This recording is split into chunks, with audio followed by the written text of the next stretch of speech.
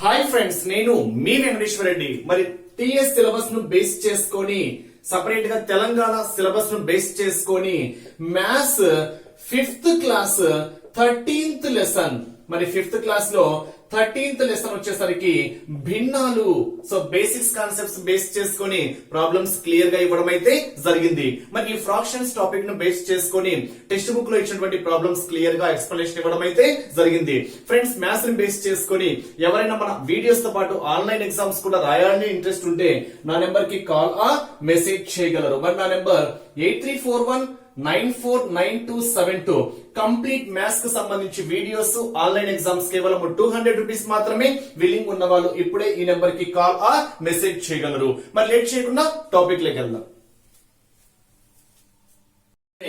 ఈ క్రింది డయాగ్రామ్లలో షేడ్ చేయబడిన భాగం ఎంత? మరి షేడ్ చేయబడిన అని అడిగాడు. మరి ఆ భాగం ఎంతనో చూద్దాం.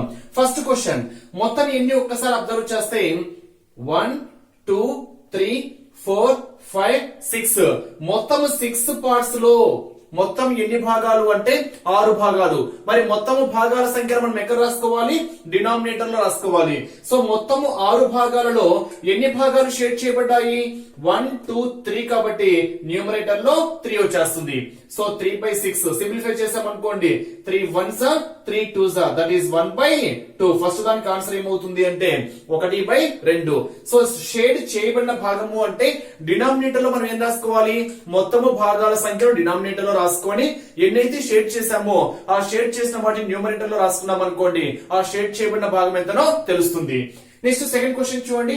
ఇక్కడ ఈ భాగం షేడ్ చేశాడు, మరి మొత్తం ఎన్ని భాగాలు మనకు తెలియదు. మొత్తము భాగాల సంఖ్యను మనం ఎక్కడ రాసుకోవాలి? డినామినేటర్ లో రాసుకోవాలి. దీన్ని ఒక్కసారి మనం అబ్జర్వ్ చేస్తే ఇలా ఒక్కసారి మీరు డయాగ్రామ్ చూడండి. ఇలా డివైడ్ చేసుకున్నాం అనుకోండి, మనకు మొత్తం ఎన్ని భాగాలు క్లియర్ గా తెలిసిపోతుంది డయాగ్రామ్ లోనే.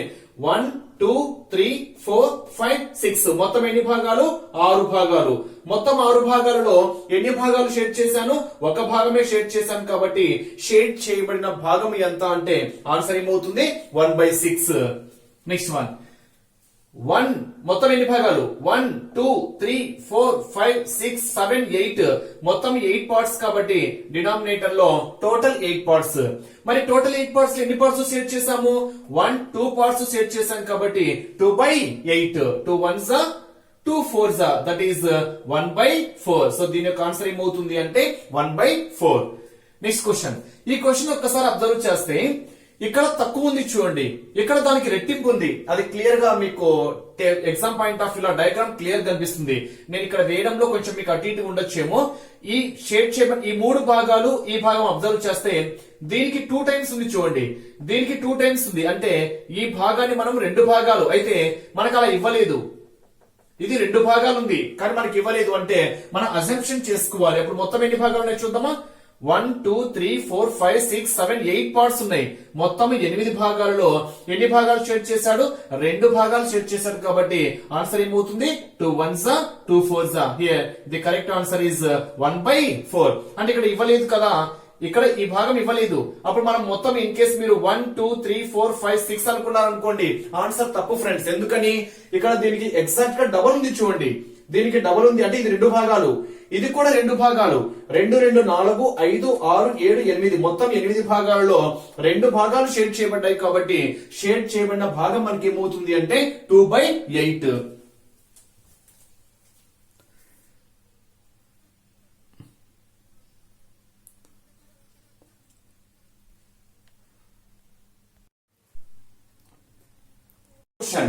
ఒక గులాబీ మొక్కకు 15 గులాబీ పూలున్నవి. అందులో నుండి వాణి తన గది అలంకరణ కోసము 1/5 భాగం పూలను కోసి తీసుకుంది. అయితే ఆమె తీసుకున్న గులాబీ పూలు ఎన్ని? It's a simple question. మొత్తం ఎన్ని గులాబీ పూలు? 15 గులాబీ పూలు. 15 గులాబీ పూలలో ఎన్నో వంతు పూలను కోసింది అంటే 1/5 వంతు పూలను కోసింది. అయితే తను కోసినటువంటి పూలు ఎన్ని? క్వశ్చన్ ఏంటి? ఆన్సర్ 15 గులాబీలలో 1/5 వంతు ఎంత? మొత్తము 15 గులాబీలలో 1/5 వంతు ఎంత ఏమవుతుంది?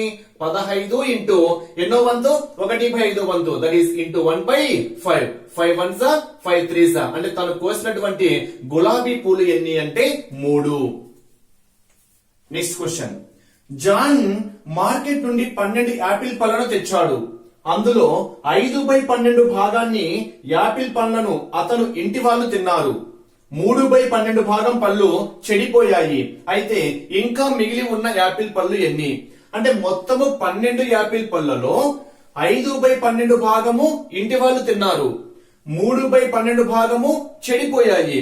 అయితే మిగిలినటువంటి యాపిల్ పళ్ళు ఎన్ని? So simple question. అంటే తిన్న పళ్ళు ఎన్ని? మొత్తము 12 యాపిళ్లలో ఎన్నో వంతు తిన్నారు? 5/12 వంతు తిన్నారు. 5/12, 12 క్యాన్సిల్ అయితే 5 యాపిల్ పళ్ళు తిన్నారు. మరి ఎన్ని యాపిల్ పళ్ళు చెడిపోయాయి? మొత్తము 12 యాపిల్ పళ్ళలో 3/12 వంతు చెడిపోయాయి. సో 3/12, 12 క్యాన్సిల్ అయితే 3 యాపిల్ పళ్ళు చెడిపోయాయి. ఇంకా మిగిలిన యాపిల్ పళ్ళు ఎన్ని? సో తిన్నదేమో 5, చెడిపోయిందేమో 3. అంటే మొత్తం ఎన్ని? 5 + 3 8.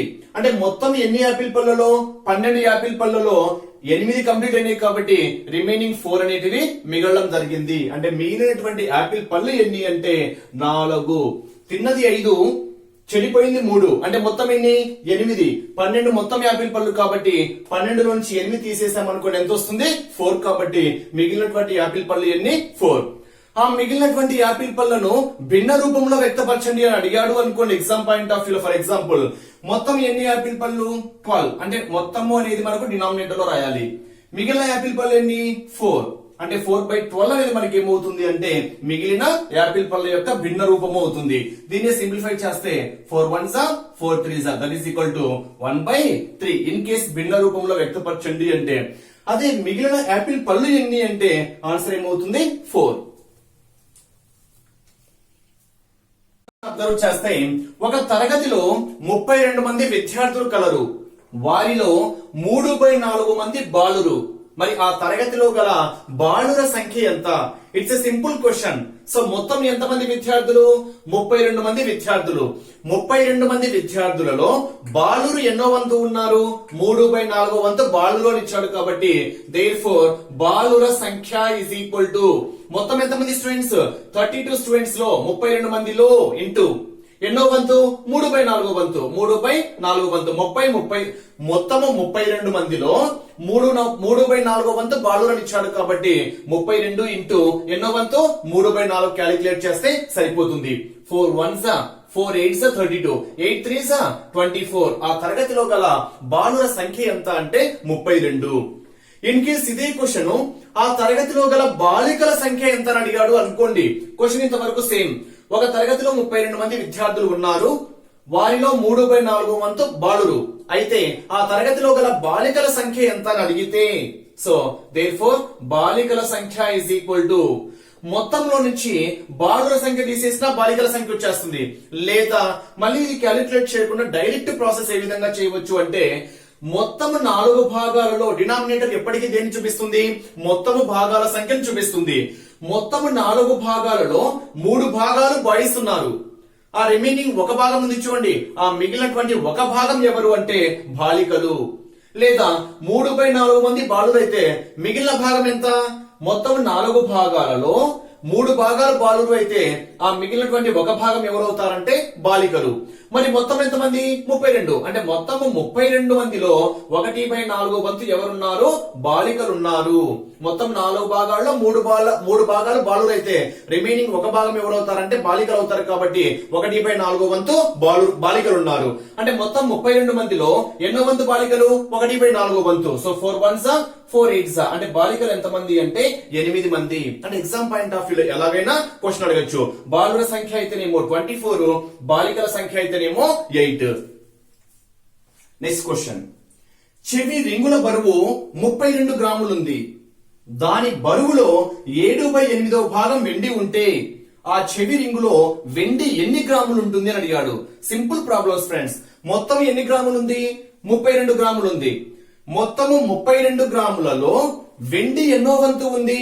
7/8 వంతు ఉంది. క్యాలిక్యులేట్ చేయమన్నది కూడా ఏంటి? వెండి ఎన్ని గ్రాములు ఉంటుంది అని అడిగాడు కాబట్టి వెండి ఉన్నటువంటి గ్రాములు ఈజ్ ఈక్వల్ టు మొత్తం ఎన్ని గ్రాములు? 32. మొత్తము 32 గ్రాములలో ఎన్నో వంతు ఉంది? 7/8 కాబట్టి 7/8. Direct question. మొత్తము 32 గ్రాములలో ఎన్నో వంతు వెండి ఉంది అంటే 7/8 వంతు ఉంది కాబట్టి 32 ఇంటూ 7/8.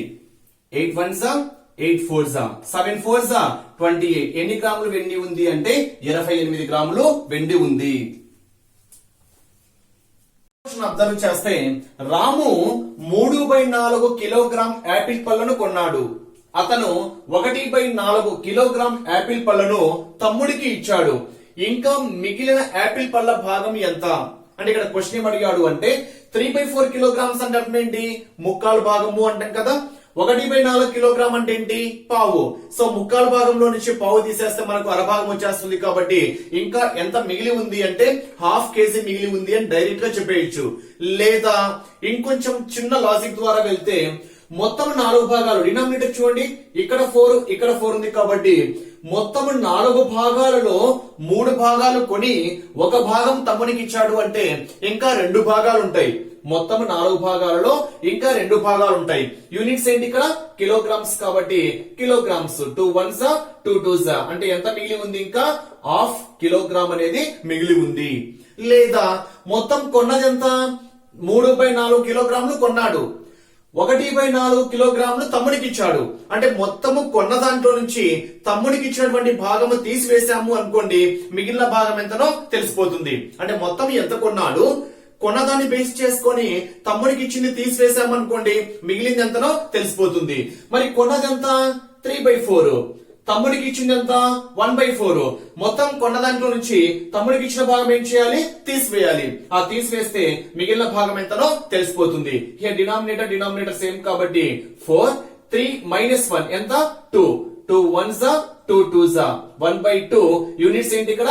కిలోగ్రామ్స్ కాబట్టి ఇంకా ఎంత భాగం మిగిలి ఉంది అంటే 1/2 కిలోగ్రామ్ మిగిలి ఉంది. Next question. జాన్ తన వద్ద ఉన్న కేకులో 2/5 భాగం స్నేహితులకు పంచాడు. ఇంకా అతని వద్ద ఎంత భాగం మిగిలి ఉంది? ఇక్కడ చూడండి, తన వద్ద ఉన్న కేకులో 2/5 భాగం స్నేహితులకు ఇచ్చాడు. అంటే మొత్తము 5 భాగాలలో డినామినేటర్ ఎప్పుడు దేన్ని చూపిస్తుంది? మొత్తము భాగాల సంఖ్యను చూపిస్తుంది. అంటే ఇక్కడ 2/5 అంటే అర్థం ఏంటి? మొత్తము 5 భాగాలలో 2 భాగాలు స్నేహితులకు పంచాడు. మొత్తము 5 భాగాలలో 2 భాగాలు స్నేహితుని పంచాడంటే ఇంకా ఎన్ని భాగాలు మిగిలి ఉంటాయి? 3 భాగాలు మిగిలి ఉంటాయి. కాబట్టి మిగిలి ఉన్న భాగము ఇస్ ఈక్వల్ టు మొత్తము 5 భాగాలలో 3 భాగాలు మిగిలి ఉంటాయి. కాబట్టి ఆన్సర్ ఏమవుతుంది? 3/5. Simple question. డినామినేటర్ ఎప్పటికీ దేన్ని చూపిస్తుంది? మొత్తము భాగాల సంఖ్య. మరి మొత్తము 5 భాగాలలో 2 భాగాలు స్నేహితుని పంచాడు. మరి మిగిలినవన్నీ 3 భాగాలు. మొత్తం ఎన్ని భాగాలు? 5 భాగాలు. సో మొత్తం 5 భాగాలలో 3 భాగాలు మిగిలి ఉన్నాయి. That is 3/5. గోవింద్ 12 కిలోగ్రామ్ ఆలుగడ్డలు కొన్నాడు. అంటే మొత్తము ఎన్ని కిలోగ్రాముల ఆలుగడ్డలు కొన్నాడు అంటే 12 కిలోగ్రాముల ఆలుగడ్డలు కొన్నాడు. మరి వీటిలో 2/3 భాగము పెద్దవి, మిగిలిన 1/3 భాగం ఆలుగడ్డలు చిన్నవి. అయితే క్వశ్చన్ ఏం అడిగాడు అంటే ఎన్ని కిలోగ్రామ్ ఆలుగడ్డలు పెద్దవి అని అడిగాడు. అంటే మొత్తము 12 కిలోగ్రాములలో 2/3 భాగం పెద్దవి. అయితే పెద్ద ఆలుగడ్డలు ఎన్ని అని అడిగాడు. So simple question. ఓకేనా? ఆలుగడ్డలు పెద్దవి, ఆలుగడ్డలు పెద్దవి పరంగా అడిగాడు కాబట్టి పెద్దవి ఇస్ ఈక్వల్ టు ఆన్సర్ ఏమవుతుంది? మొత్తం ఎన్ని కిలోగ్రామ్స్? 12 కిలోగ్రాములు.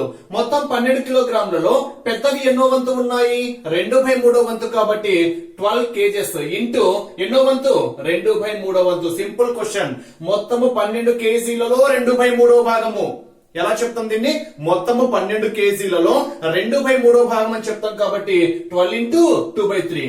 3 1s 3 4s 4 2s 8. అంటే పెద్దవి ఎన్ని కేజీలు ఉన్నాయి అంటే 8 కిలోగ్రాములు ఉన్నవి. అదే చిన్నవి అడిగాడు అనుకోండి, మొత్తం నుంచి పెద్దవి తీసేస్తే చిన్నవి వచ్చేస్తాయి. రిమైనింగ్ 4 kgs అనేటివి చిన్నవి. లేదా డైరెక్ట్ గా ఇక్కడ భాగం కూడా ఇచ్చాడు కాబట్టి మొత్తము 12 కేజీలలో 1/3 భాగం చిన్నగా ఇచ్చాడు కాబట్టి 12 కేజీలలో 1/3 భాగం అంటే 12 ఇంటూ 1/3. 3 1s 3 4s అంటే 4 kgs ఏంటి అంటే చిన్నవి. బట్ ఇక్కడ క్వశ్చన్ అడిగింది ఏంటి అంటే ఎన్ని కిలోగ్రామ్ ఆలుగడ్డలు పెద్దగా అడిగాడు కాబట్టి మొత్తము 12 కేజీలలో 2/3 భాగం ఎంత అవుతుంది అంటే 8 కిలోగ్రాములు అవుతుంది. Next question. ఆశీస్ తన హోంవర్క్ లో 7/12 భాగాన్ని శనివారం రోజున 3/12 భాగాన్ని ఆదివారం రోజున చేశాడు. మరి 2 రోజులలో కలిపి చేసినటువంటి హోంవర్క్ భాగం ఎంత, లేదా ఇంకా మిగిలి ఉన్న భాగం ఎంత అని కూడా అడగచ్చు. ఇంకా ఎంత భాగము మిగిలి ఉంది అని కూడా ఎగ్జామ్ పాయింట్ ఆఫ్ వ్యూ లో అడగవచ్చు. అసలు ఎంత భాగం కంప్లీట్ చేశాడు అని ఒక్కసారి అబ్జర్వ్ చేస్తే శనివారం ఎంత కంప్లీట్ చేశాడు 7/12. ఆదివారం ఎంత కంప్లీట్ చేశాడు 3/12. 2 రోజులలో కలిపి అని ఇచ్చాడు కాబట్టి 2 ఏం చేయాలి ప్లస్ చేయాలి. హియర్ డినామినేటర్ సేమ్ కాబట్టి హియర్ డినామినేటర్ ఇస్ 12. 7 + 3 ఎంత 10. అంటే మొత్తము 12 భాగాలలో 10 భాగాలు పూర్తి చేశాడు. ఇది క్యాలిక్యులేషన్ పోతుంది కాబట్టి 2 5 2 6 అంటే కంప్లీట్ చేసినటువంటి భాగం ఎంత అంటే 5/6.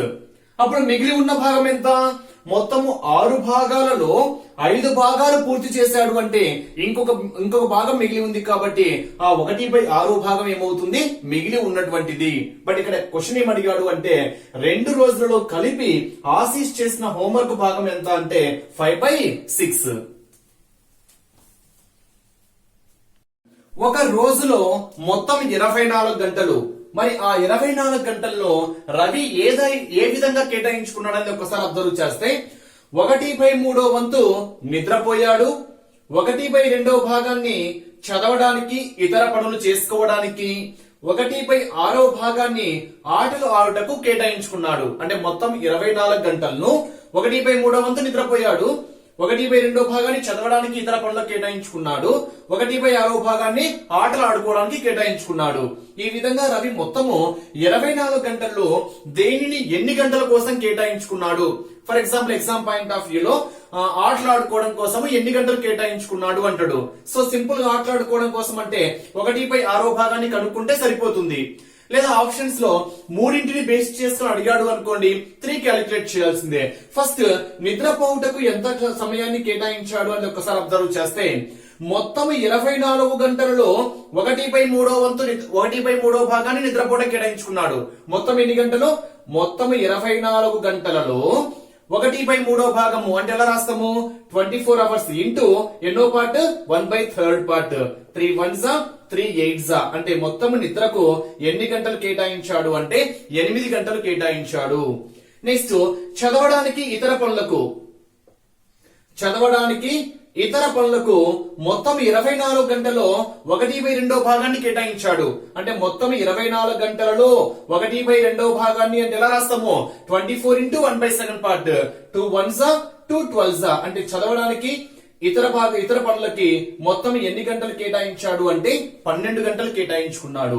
నెక్స్ట్ 1/6 భాగాన్ని ఆటలు ఆడుటకు మొత్తం 24 గంటలలో ఎన్నో వంతు కేటాయించాడు 1/6 భాగాన్ని కేటాయించాడు. అంటే ఎలా రాస్తాము మొత్తం 24 గంటలలో 1/6 వంతు భాగాన్ని ఆటలు ఆడటం కోసం కేటాయించాడు. అంటే 24 ఇంటూ 1/6 6 1s 6 4s అంటే మొత్తము ఆటల కోసం ఎన్ని గంటలు కేటాయించాడు 4 గంటలు. అంటే ఈ క్వశ్చన్ బేస్ చేసుకొని నిద్రకు 8 గంటలు కేటాయించాడు, చదువుకి ఇతర పనులకు 12 గంటలు కేటాయించాడు, ఆటలు ఆడటం కోసము 4 గంటలు కేటాయించాడు. ఎగ్జామ్ పాయింట్ ఆఫ్ వ్యూ లో క్వశ్చన్ బేస్ చేసుకొని ఆన్సర్ చేస్తే సరిపోతుంది. నెక్స్ట్ క్వశ్చన్, ఈ క్రింది వాటిలో సరికానిది అంటే టెక్స్ట్ బుక్ లో అయితే ఏది పెద్దది ఏది చిన్నది అని ఇచ్చాడు. దీన్ని నేను క్వశ్చన్ రూపంలో సరి కానిది ఏంటి గుర్తించండి అడిగాడు. Less than greater than symbols తో ఇచ్చాను. మరి less than greater than symbols అంటే అర్థం ఏంటి, ఏ గ్రేటర్ దాన్ బి అంటే అర్థం ఏంటి, ఏ గ్రేటర్ దాన్ బి అంటే బి కన్నా ఏ పెద్దది అని, బి కన్నా ఏ పెద్దది. Simple logic. ఈ 2 ఉన్నాయి చూడండి, ఇది ఏ సైడ్ అయితే ఉంటుందో ఆ సైడ్ ఉండేది గ్రేటర్ వాల్యూ అని, అంటే బి కన్నా ఏ పెద్దది. In case A less than B అని ఇచ్చాడు అనుకోండి, ఈ సైడ్ ఉంది కాబట్టి ఏ కన్నా బి పెద్దది అని, అంటే ఇక్కడైతేనేమో ఏ కన్నా బి పెద్దది, ఇక్కడైతేనేమో బి కన్నా ఏ పెద్దది. Simple logic. ఇప్పుడు చూడండి, ఇక్కడ 2 1/3 గ్రేటర్ దాన్ 2 1/5 అని ఇచ్చాడు. మరి ఈ వాల్యూ కన్నా ఈ వాల్యూ పెద్దది అంట, అవునా కదా చెక్ చేద్దాం. 2 కామన్ గా ఉంది కాబట్టి నో ప్రాబ్లం. న్యూమరేటర్ 1 1 కామన్ గా ఉంది కాబట్టి న్యూమరేటర్స్ కామన్ గా ఉన్నప్పుడు డినామినేటర్ ఏదైతే చిన్న వాల్యూ ఉంటుందో ఆ సైడే మనకి ఏమవుతుంది అంటే గ్రేటర్ వాల్యూ అవుతుంది. అంటే అర్థం ఏంటి అంటే ఫర్ ఎగ్జాంపుల్ 1/2 1/7 1/8 1/5 ఇలా ఉంది అనుకోండి. న్యూమరేటర్స్ అన్ని సేమ్ 1 సారీ న్యూమరేటర్స్ అన్ని సేమ్ ఉన్నప్పుడు డినామినేటర్ లో ఏది చిన్న వాల్యూ అయితే ఉంటుందో ఆ ఫ్రాక్షన్ ఏమవుతుంది అంటే గ్రేటర్ వాల్యూ అవుతుంది.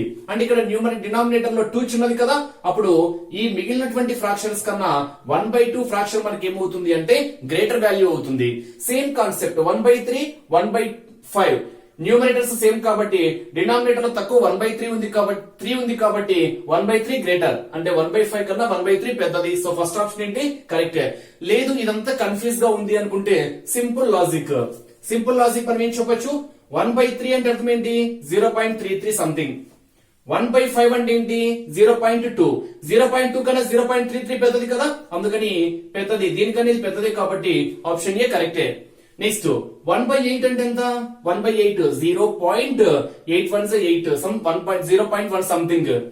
1/4 అంటే ఎంత 0.42 4 అంటే ఇక్కడ ఎంత వస్తుంది 0.25 వస్తుంది.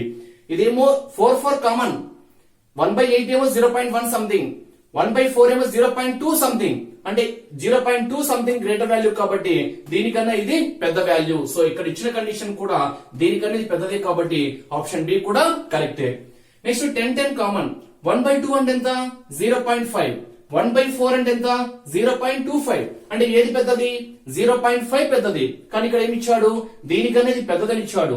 కానీ మనకి ఇక్కడ ఏంటి దీనికన్నా ఇది పెద్దది అంటే ఫస్ట్ వన్ పెద్దది, బట్ ఇక్కడ సెకండ్ వన్ పెద్దదని ఇచ్చాడు కాబట్టి ఆప్షన్ సి మనకి ఏమవుతుంది తప్పు అవుతుంది. సో ఇచ్చినటువంటి ఆప్షన్స్ బేస్ చేసుకొని ఆప్షన్ సి అనేది సరికానిది.